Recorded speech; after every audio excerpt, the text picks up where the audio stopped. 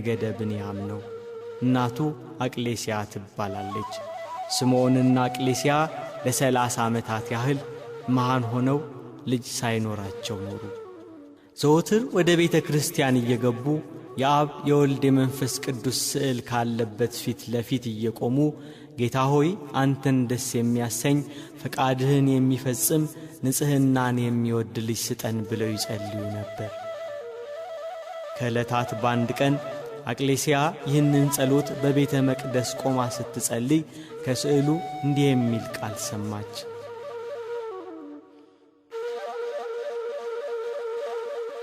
ስልጣኑ ከሰማይ ከፍታ ከፍ የሚል ንጽሕናው ከሚካኤልና ከገብርኤል የሚተካከል ክህነቱ እንደ መልከ ጼዴቅ አኗኗሩ እንደ መጥምቁ ዮሐንስ ሕይወቱ እንደ ነቢዩ ኤልያስ የሆነ ልጅ እንቺ ተቀበያላት።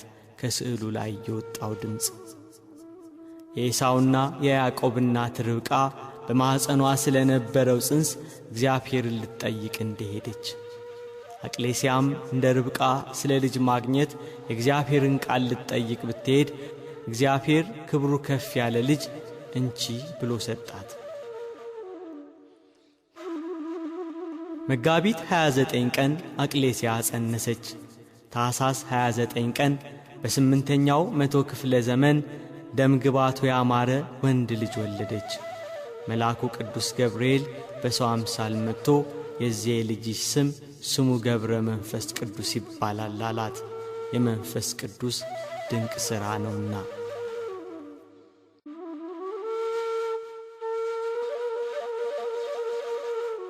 ስለ ጻድቁ ነው መወለድ በሄኖክ መጽሐፍ እንደተነገረ ከአዋላጅቱ እጅ ተነስቶ ቅዱስ ቅዱስ ቅዱስ እግዚአብሔር አሸናፊ እያለ እንዳመሰገነ አባታችን ገብረ መንፈስ ቅዱስም ዕለቱን ተነስቶ ለአብ ለወልድ ለመንፈስ ቅዱስ ምስጋና ይገባል እያለ ሰገደ።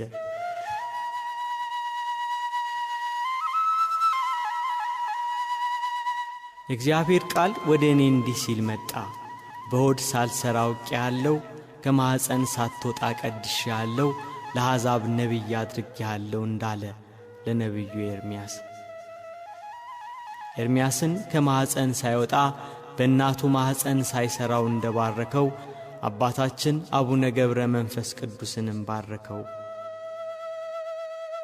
አባታችን አቡነ ገብረ መንፈስ ቅዱስ ከተወለደ ከ3 ዓመት በኋላ እግዚአብሔር አምላክ መልአኩ ቅዱስ ገብርኤልን አዘዘው።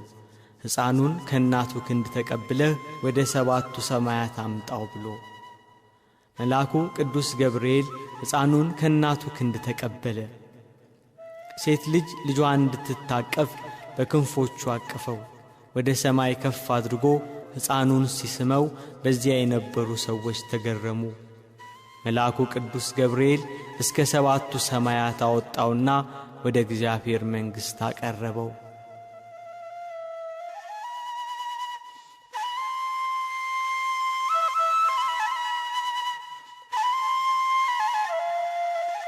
እግዚአብሔር ሕፃኑን ገብረ መንፈስ ቅዱስን ባረከው። ወደ እናቴ ወደ ማርያም ውሰደውና እርሷም ትባርከው አለው።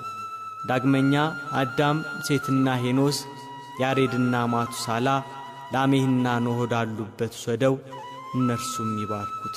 አብርሃምና ይስሐቅ፣ ያዕቆብም ወዳሉበት፣ ነቢያት፣ ሐዋርያት ወዳሉበት ውሰደውና ይባርኩት። ሰማዕታትና ደናግላን፣ ሄሮድስ ያስፈጃቸው ሕፃናት ወዳሉበት ውሰደውና ይባርኩት አለው።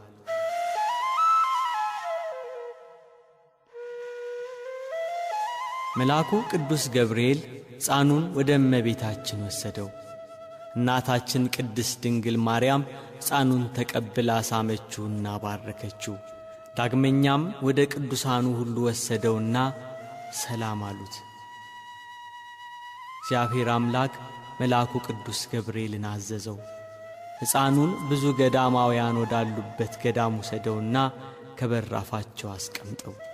ለዚያ ገዳምም አበምኔት ሕፃኑን ከበረህ አንስተህ ከአንተ ዘንድ አኑረው፣ ስለ ልብስና ምግቡ አታስብ፣ ሕፃኑ የመንፈስ ቅዱስ ማደሪያ ነውና ብለህ ንገረው አለው።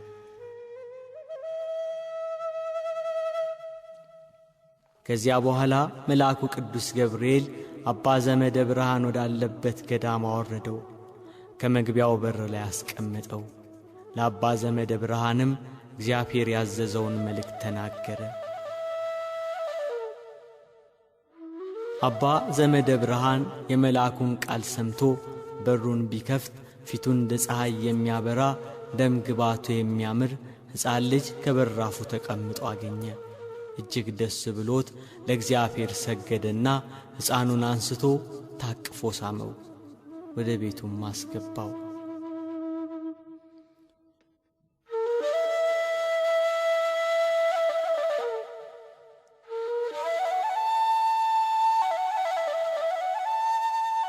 አባ ዘመደ ብርሃን ሕፃኑን ገብረ መንፈስ ቅዱስን በፍቅርና በሥርዓት አሳደገው። መዝሙረ ዳዊትንና የቤተ ክርስቲያንን መጻሕፍት አስተማረው። ለማዕረገ ዲቁና ሲደርስ ስሙ አብርሃም ወደሚባል ጳጳስ ወሰደው። ጳጳሱ አብርሃም ባረከውና ማዕረገ ዲቁና ሾመው።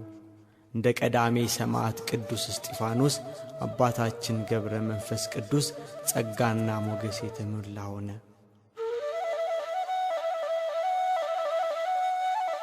አባታችን ገብረ መንፈስ ቅዱስ ወደ አባቶቹ ሀገር ተመለሰ። በመንፈስ ቅዱስ ኃይል ጠነከረ።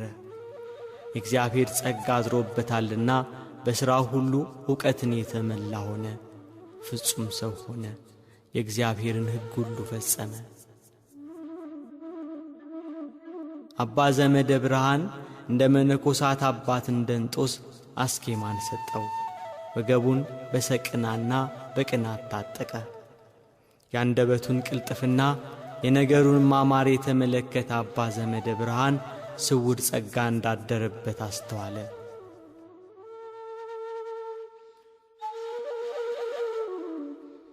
ከዘመናት በኋላ አባታችን ገብረ መንፈስ ቅዱስ ቀሰሰ።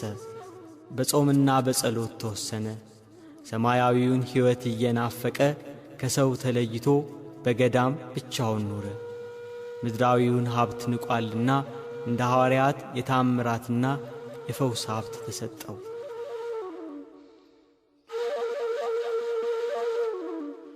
አባታችን ገብረ መንፈስ ቅዱስ በግብፅ በገዳመ ኒስ መነኮሰ። በጫካ በገዳም በበረሃ ከሰው ተለይቶ በጾም በጸሎት ተወስኖ ኖረ። በበጋው ሐሩር በክረምቱ ቁር እየተሰቃየ ኖረ። በሰውነቱ ላይ ልብስን አልለበሰም፣ ራቁቱን ነበር። ራቁቱን በባህር ላይ ቆሞ ይጸልይ ነበር። ወገቡን በማቅ በሰንሰለት ታጥቆ ነበር። በዚያ ጫካ ከቅዝቃዜው የተነሳ ሰውነቱ አልቆ አጥንቱ ደርቆ ነበር።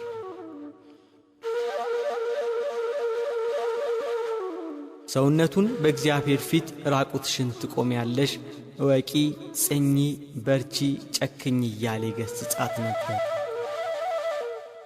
በጾም በጸሎትና በስግደት በብዙ ትጋት ቀንም ሌሊትም ጽሙድ ሆኖ ያለ ረፍት ብዙ ጸሎትን ይጸልይ፣ ስግደትንም ያበዛ ነበር።